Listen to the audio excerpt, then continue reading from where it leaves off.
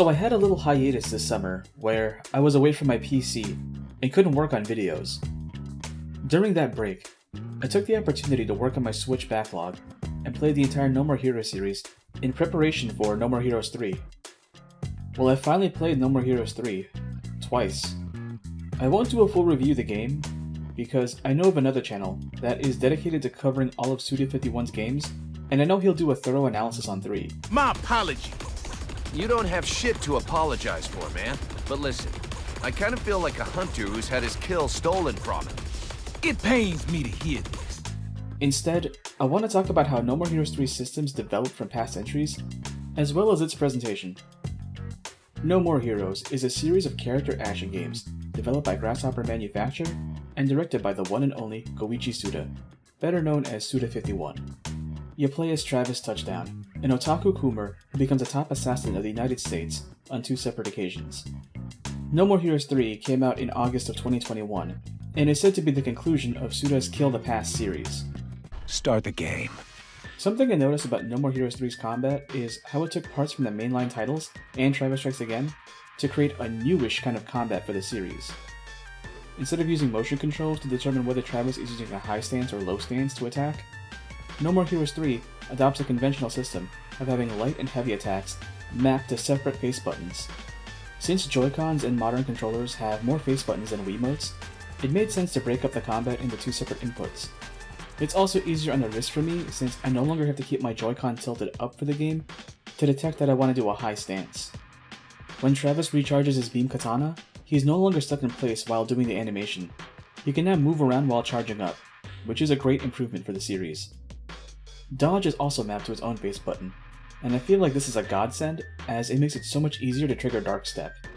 When an enemy attacks, Travis can strafe out of the way at the last moment to initiate a Dark Step. Time slows down, and Travis can stack damage during that period. I used Dark Step a lot in No More Heroes 1, but had difficulty triggering it consistently in No More Heroes 2. This was primarily because enemies were less proactive in attacking, and some boss fights just didn't have attack patterns that could naturally lead into Dark Steps. By having it on a separate button, I've been able to proc Dark Step much more consistently than either of the previous titles. The wrestling button is back, but now it doesn't double as a guard break as in past games.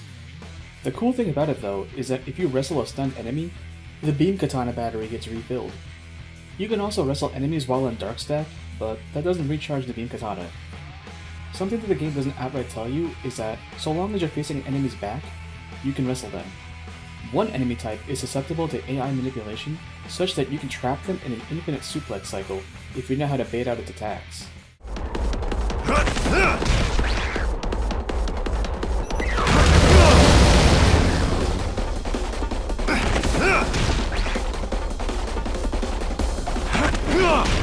Blueberry! Triple kill! Another system taken from Travis Strikes Again is the death skills. Travis has 4 skills he can use during combat that operate on cooldown. He starts off with the ability to drop kick an enemy and knock them down, but early on in the campaign, he gets the remaining 3. They're all pretty good, but be aware that certain enemy behaviors can cause the skills to whiff and be wasted. I wish the game offered more skills that you could swap out for more variety in combat, but the ones available in the game serve specific purposes and synergize well with each other. I'm tired of all this ranking bullshit. All I gotta do is take Prince Dumbass's head off and it's over. Bring it on! I'll give you a little kiss. One of the bigger changes that No More Heroes 3 brings to the series is how chapters are structured. In the first game, Travis would get a fax telling him the amount of the entrance fee for the next ranked fight. He'd then have to do odd jobs that pay out a paltry sum, get sent out to do assassination jobs that pay out more, and acquire enough LBs to pay the entrance fee as well as any maintenance he'd have to do, such as working out of the gym, replacing or upgrading new swords at Naomi's lab, or buying new shirts at Area 51. No More Heroes 2 simplified the structure even more by removing entrance fees from fights. There were still jobs to do to pay for gym sessions, new swords, and new shirts.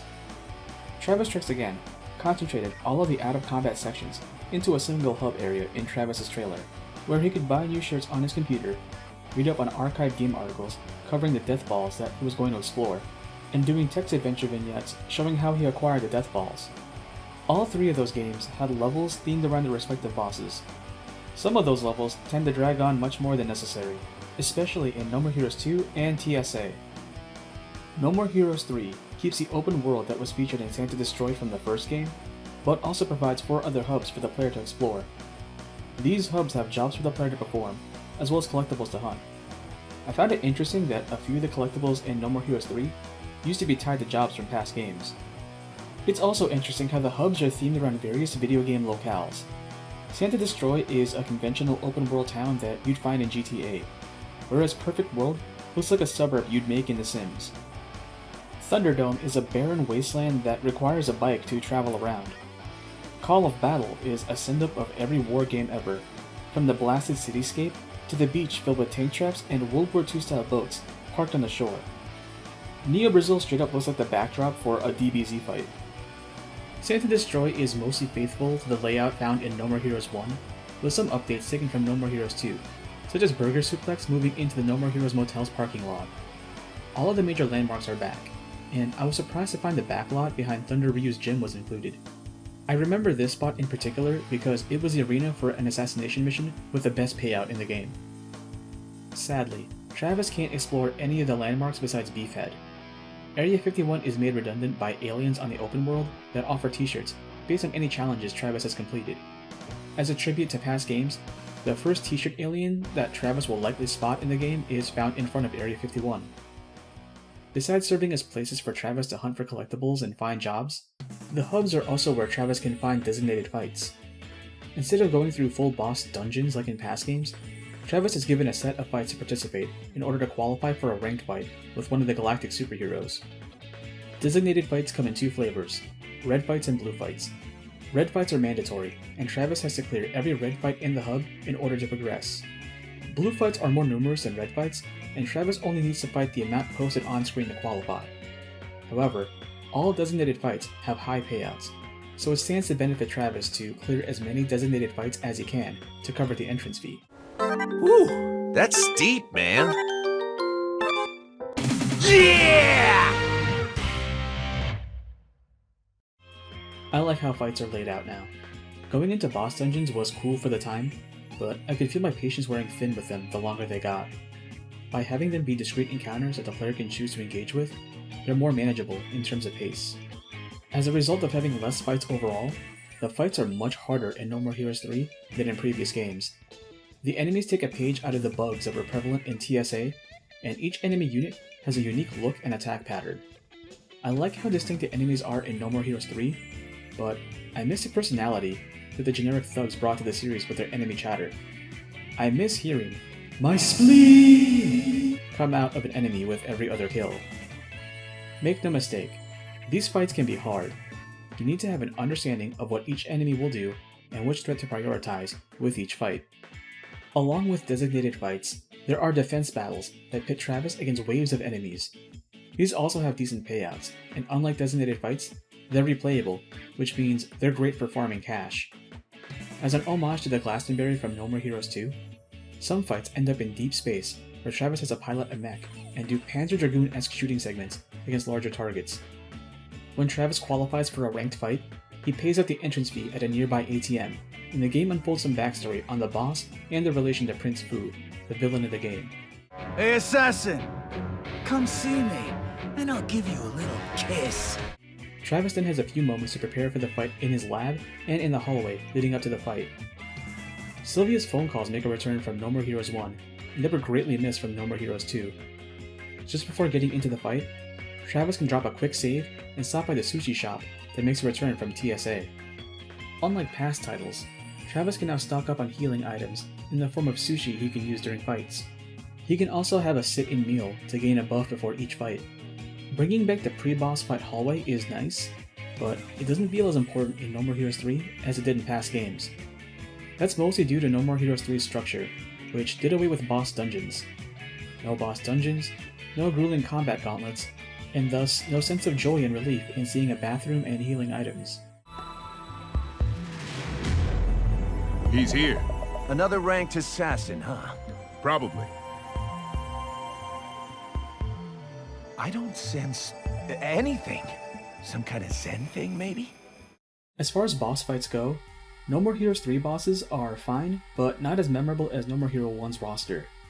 At least fighting them is way less of a headache compared to No More Heroes 2 bosses. I can proc Dark Step consistently, and switching up between melee and skills makes the combat more varied compared to older titles, which amounted to proccing Dark Step, stacking damage during slowdown, and wrestling when the boss gets stunned. I hope you liked it! My hyper-modern artwork. I project images relevant to one another onto physical matter, making it seem as though there's a beautiful space existing right there. It's cutting-edge magic. So projection mapping, right? I'm already sick of seeing that shit. With this sort of thing, from like the second time you see it, your brain already understands what's going on. You can't not see it as fake. I think the most standout quality about No More Heroes 3, and the series as a whole, is its presentation and storytelling. I've always been impressed with how the No More Heroes series is able to do campy retro video game aesthetics without looking corny.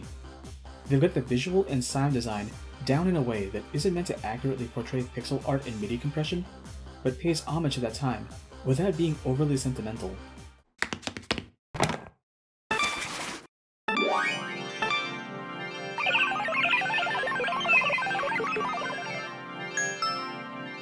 When No More Heroes 3 starts, you're greeted with a title screen for a game that looks like the Death Trap titles that were featured in TSA. It's a great way to connect that smaller entry with the mainline titles, but that's not all. Travis narrates over the gameplay and explains its fictional backstory, and what looks like live gameplay ends up being a YouTube video, signified by the timeline appearing on screen when a cursor moves, and the video switches out of full screen mode to display a web page that imitates YouTube's layout. No More Heroes 3 already teases kind of storytelling in a video hyping up No More Heroes 3's release, so it's cool to see it show up in the game itself. Another extra bit of detail I appreciated is that the gameplay was originally shown as if it was an old video recording, with video damage and tracking issues, but when Travis talks about a modern remaster being released, the quality of the gameplay drastically improves with sharpened pixel art and brighter colors. There are so many moving parts when it comes to No More Heroes 3's presentation, and it feels like it shouldn't gel together like it does. Case in point, the entire game's campaign is structured to resemble a Netflix series on autoplay. Whenever Travis beats a boss, the game rolls the credits that resemble an anime from the 70s or 80s, and then there's a parody Netflix stinger that is a variation of the No More Heroes leitmotif.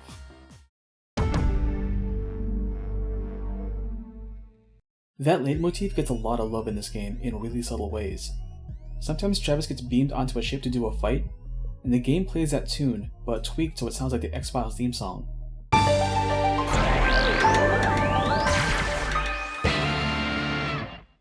Also, when Sylvia calls Travis in the boss hallways, the ringtone on his smartphone is a No More Heroes tune, but it's meant to sound like the generic marimba ringtone that's found on iPhones.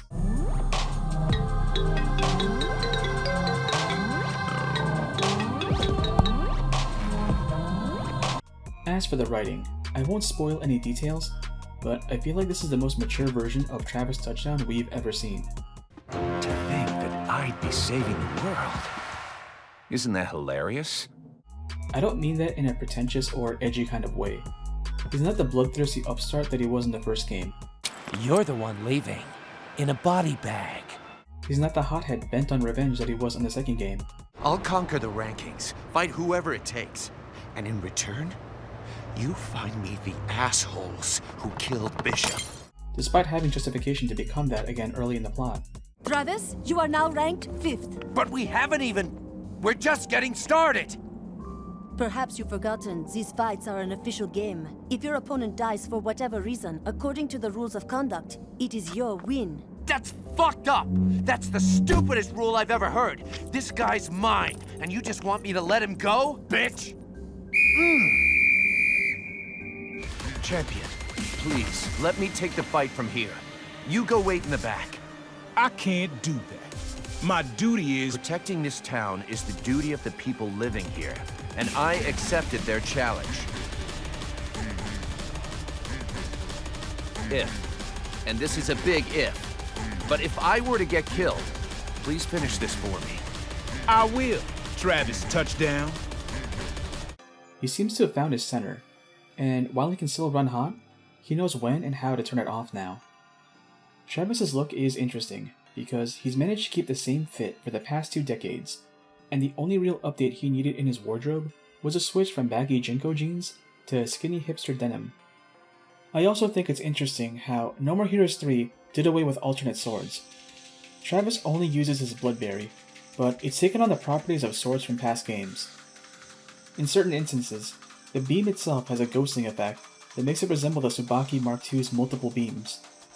When Travis does a heavy attack, the beam turns orange and elongates, and resembles a peony from No More Heroes 2. Congratulations, Travis. Sylvia? Is it really you? How are the kids? Even the dynamic between Travis and Sylvia has matured. He still gets thirsty over his wife. So I need to win, huh? Yes. And what happens once I take everyone out? For reals? I'll do it. Please, let me do it. Okay, now go out and earn the entry fee for the next battle. But now he's used to her being aloof and obtuse, and she's used to his methods because she knows he'll get the job done in the end. This is my own personal take, but I feel like Fu represents everything Travis could have become if he never learned any lessons from past games. There's a line Fu says right before fighting Travis that reminded me of an exchange Travis had with Holly Summers. Do you like fighting? Yep. Do you like killing? Live for it. Do you like fear? Can't say. Never felt it. Do you accept death? Death? Never crossed my mind. You just can't stop talking, can you, Prince Dumbass? Do you really fear me that much? What the fuck you say? Fear? What the hell is fear anyway? I can't even comprehend the emotion you call fear. No, seriously, tell me, what is fear? Hey, you know what paradise is, right? Paradise. This is paradise, the place where dreams are fulfilled. Well, you've had your dream, old man. Time to wake up. This is no paradise. All right, then what is it? A place to die. I'm glad you and I are on the same page here. That's sad. Didn't your mommy and daddy teach you? It's not nice to cause trouble for others. No? Cause trouble. And you'll get scolded. But nobody's ever scolded you before, have they? My daddy scolded me once. I was punished and was sent to rot in space prison. Black hole prison? It's basically paradise. That wasn't punishment. You just went on a nice little vacation abroad. And that's how we get Prince Dumbasses like you. Besides this, No More Heroes 3 shows Travis actually having a support group and friends who want to hang out with him. The start of every chapter has a bit where Travis and Bishop talk about Takashi Miike, and it feels like a podcast where they occasionally feature guests who happen to be friends of the show. What do you like, Shinobu? What do I like? I like my master. Meanwhile, the exchanges between Fu and the other galactic superheroes make it seem as if he gets along with some of them, but almost all of them reveal to Travis that they're following Fu's orders out of fear that he'll kill them and their loved ones. Despite those vignettes where Fu hangs out with a boss before their fight, and despite how amiable some of the bosses appear, Travis makes an important point about appearances in one of his early fights. It's the ones who don't look like bad guys who are the real bad guys. I can't recommend No More Heroes 3 enough, and that goes for the entire series as well. You can get everything besides 3 on PC, and TSA is available on other consoles, but I like to keep the entire series on a single platform, so I got everything on the Switch. I think it's better to have them there or on the Wii as well, because the motion controls really dovetail with the mood that the combat evokes. You can use the right stick to do all the motions that would otherwise require waggling, but it just feels good to swipe a Joy-Con in the air to cut down an enemy or shake it violently to win a struggle. If I had any criticisms for the game, it's that I wish that the fights took place in the open world hubs themselves instead of in discrete fight screens.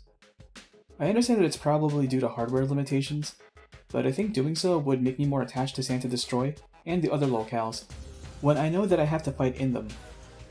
Also, it's kinda weird how the environments feel explorable, but ultimately aren't, despite the various alleyways and hidden corners that are prevalent in Santa Destroy, Perfect World, and Call of Battle.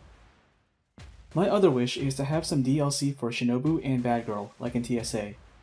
Both of them end up indisposed for the game due to plot reasons, so I'd like to play as them, roaming around the hubs and doing the same fights as Travis. Also, I could see someone look at the writing and think that the game is too self-aware for its own good, but that's part and parcel for the series.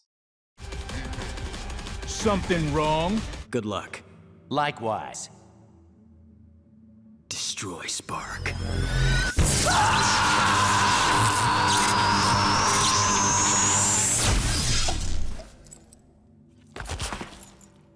No, just some memories coming back is all. No More Heroes 3 is hyper-aware of the series' history and tendency to fake out its audience, and isn't afraid to poke fun of itself over those things. Please play the No More Heroes series. The early titles might feel a little janky in the current year, but it all pays off once you get to No More Heroes 3.